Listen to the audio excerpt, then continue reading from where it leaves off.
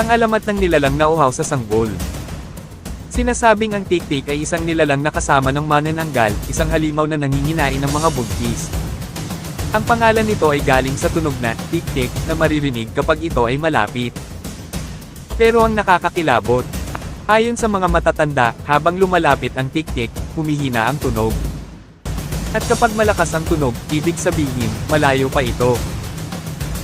May mga kwento ng mga buntis na biglang nanlalambot paggising, may mga sugat sa tiyan, o parang may humahaplos sa kanila habang natutulog. Marami ang naniniwala na gawa ito ng tik-tik. Pero totoo ba? Walang ebidensya na halimaw ito, pero ang tunog na tik-tik ay pinaniniwalaang galing sa ibong, tuko, o bayawak. Pero sa mga baryo, iba pa rin ang paniniwala. At hanggang ngayon, takot pa rin ang marami, kapag gabi at may marinig na kakaibang tunog sa bubong.